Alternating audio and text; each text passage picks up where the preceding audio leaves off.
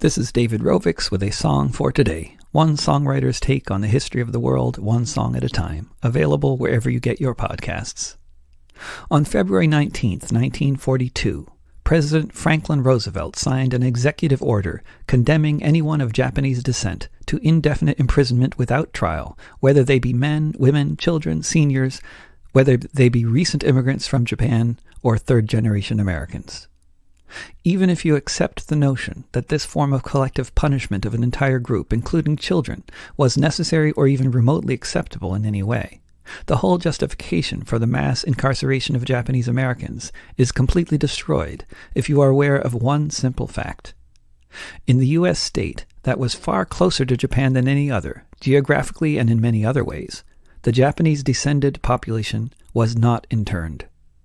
That was in the once sovereign islands of Hawaii, seized in a military coup by the U.S. Navy a few decades earlier and later dubbed a state.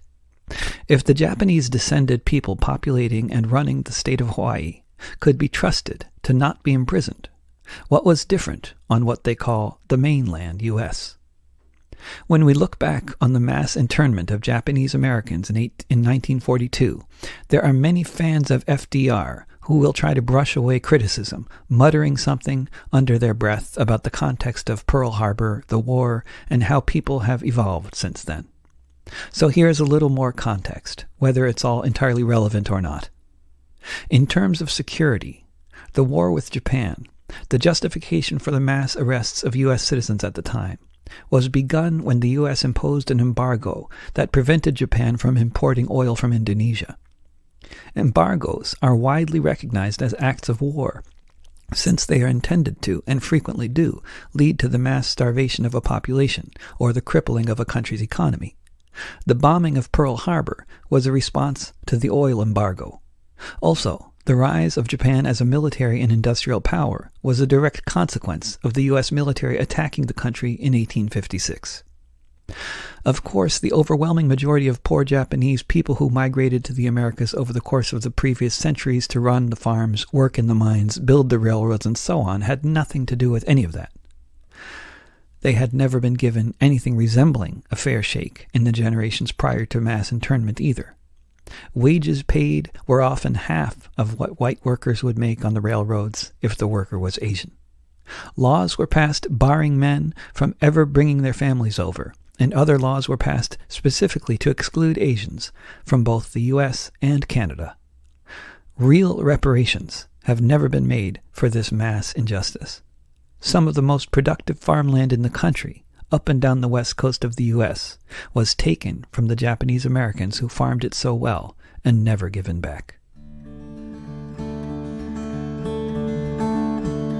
Do you often remember the day the soldiers came, when you became a number, not a child with a name? How oft do you recall that specific day when they sold your family home and took you away? Banished to the desert to live in hot tar shacks, having no idea if you'd be ever coming back. How oft do you recall walking to the school, being taught about the glories of democratic rule? As you sat beneath the watchtower, surrounded by a wall, with liberty and justice for all. Do you often remember the young men allowed to leave, to go fight and die in Europe, their families left to grieve, in shacks there in the desert, locked behind a gate, as you went to class each morning in these United States? As you sat beneath the watchtower, surrounded by a wall, with liberty and justice for all. Do you often remember reciting those strange words as you held your hand on heart? Did it all seem so absurd? One nation indivisible, one nation under God, condemned to live behind the wire by a presidential nod. As you sat beneath the watchtower, surrounded by a wall, with liberty and justice for all.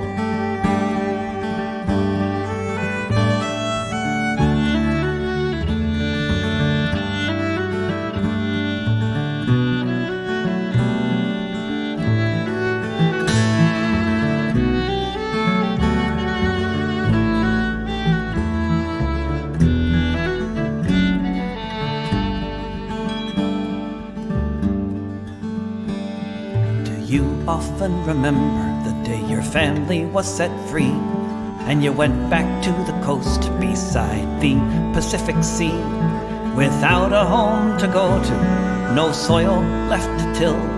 When you'd recite the pledge each morning, was it a bitter pill?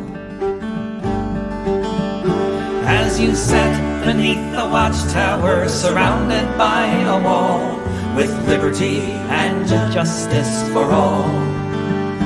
As you sat beneath the watchtower, surrounded by a wall, with liberty and justice for all. With liberty and justice for all.